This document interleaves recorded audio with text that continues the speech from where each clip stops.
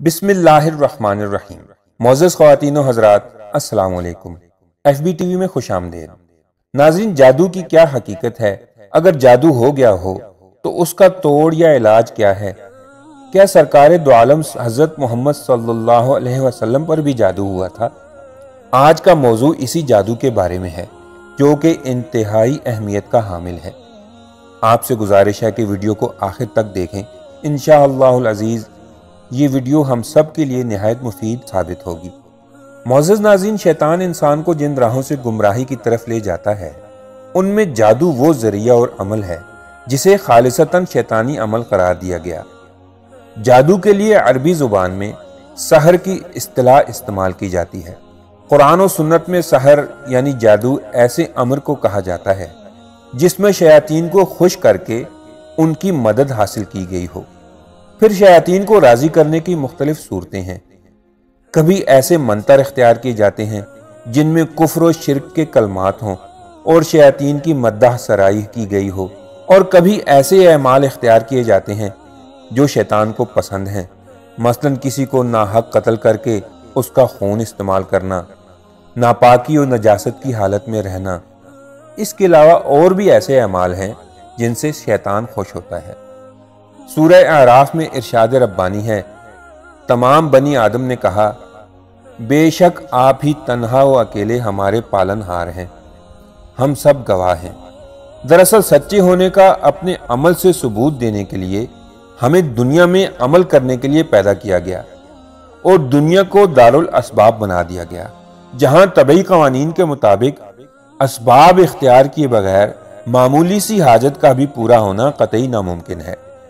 शैतान ने अल्लाह ताला को चैलेंज किया, मैं तेरे बंदों में से एक हिस्सा जरूर लूंगा, और बंदों में से एक हिस्सा किस तरह लेगा उसे भी बयान कर दिया। यानी उन्हें गुमराह करूंगा, झूठी आरजुएं दिलाऊंगा और जानवरों के कान चीरने और अल्लाह की तख्लीक को बदलने का उन्हें हुक्म दूंगा। सूरह आराफ में एक और जगह शैतान का कौल बयान किया गया। इन आयात का तर्जुमा यह है, क्योंकि तूने मुझे गुमराह किया है, मैं भी तेरी सीधी राह पर इंसानों की घात में बैठूंगा, फिर मैं उनके आगे से, उनके पीछे से, उनके दाएं से और उनके बाएं से उन्हें घेरूंगा, और तू उनमें से अक्सर को शुक्र गुजार न पाएगा। ख़वातीनो हज़रात, इमाम फ़खरुद्दीन राज़ी रहमतुल्लाह अलैह लिखते हैं, शरीयत में सहर यानी जादू हर उस काम के साथ मखसूस है जिसका सबब मख्फी हो और उसे उसकी असल हकीकत से हटकर पेश किया जाए और धोखा दही उसमें नुमाया हो। गर्ज सहर जादूगर और शैतान के दरमियान होने वाले एक मुआहदे का नाम है, जिसकी बिना पर जादूगर कुछ हराम और शिरकिया अमूर का इर्तिकाब करता है और शैतान उसके बदले में जादूगर की मदद करता है और उसके मुतालबात पूरे करता है। हुजूर अक़दस सल्लल्लाहु अलैहि वसल्लम पर यहूदियों का सहर करना और उसकी वजह से आप सल्लल्लाहु अलैहि वसल्लम पर बाज आसार का जाहिर होना और बजरिया वही इस जादू का पता लगना और इसका अजाला करना अहदीस सहिया से साबित है। सही बुखारी में एक हदीस है जो दूसरी अहदीस की किताबों में भी दर्ज है कि एक मौके पर नबी अकरम सल्लल्लाहु अलैहि वसल्लम भी जादू के असर में रहे। हज़रत ज़ैद बिन अरकम रज़ी अल्लाह अन्हु से रिवायत है कि एक यहूदी ने नबी अकरम सल्लल्लाहु अलैहि वसल्लम पर जादू किया। जब आप सल्लल्लाहु अलैहि वसल्लम ने उसके असरात को अपने ऊपर महसूस किया तो जिब्रील अलैहिस्सलाम तशरीफ लाए और सूरह फलक और सूरह नास, जिनको मऊज़तैन कहते हैं, वही की गई। फिर जिब्राइल अलैहिस्सलाम ने आप सल्लल्लाहु अलैहि वसल्लम से कहा, यकीनन एक यहूदी ने आप सल्लल्लाहु अलैहि वसल्लम पर जादू किया है और इसका तिलिस्म फलां कुएं में रखा हुआ है।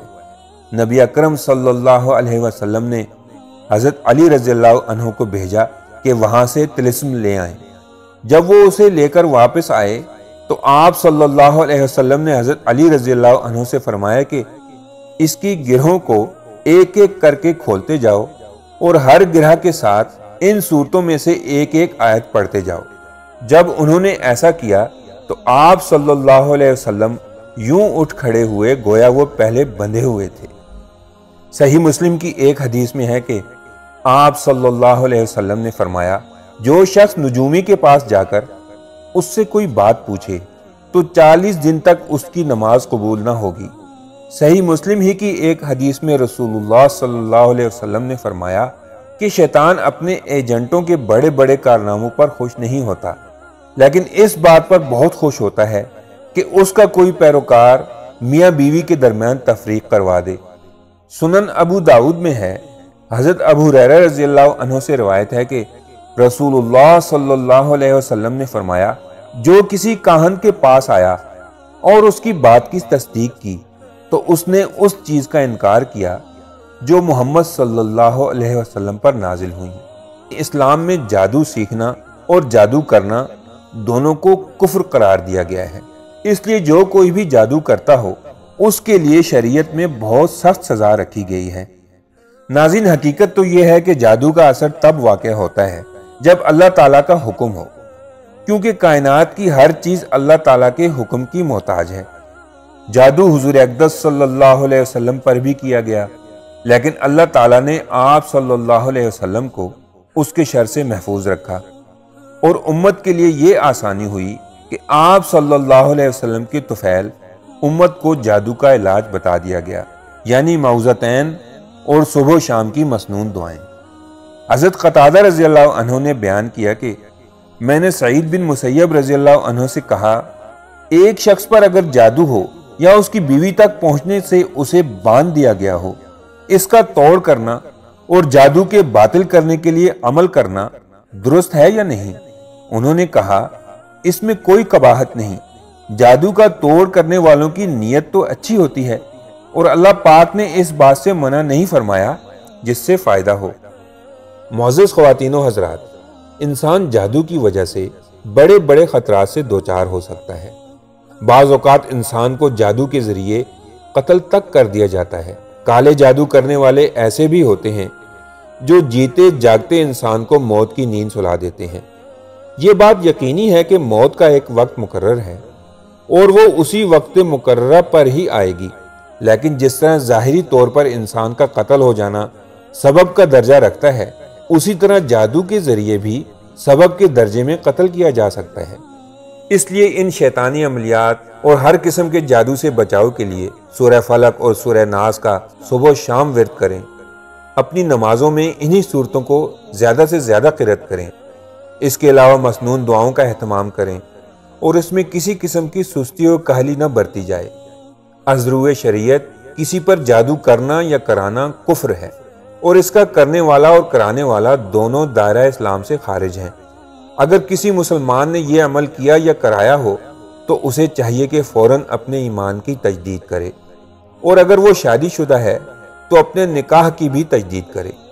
مختصر یہ کہ جادو خالصتاً ایک شیطانی عمل ہے جس سے بچنا، دور رہنا اور مکمل اجتناب کرنا ایمان اور شریعت دونوں کا بنیادی تقاضا ہے۔ اللہ پاک ہمیں شیطان کے ہر شر سے محفوظ فرمائے اور کہنے سننے سے زیادہ عمل کی توفیق عطا فرمائے۔ ناظرین، امید ہے آپ کو میری یہ ویڈیو پسند آئی ہوگی۔ ملتے ہیں اگلی ویڈیو کے ساتھ، تب تک کے لیے اللہ نگہبان۔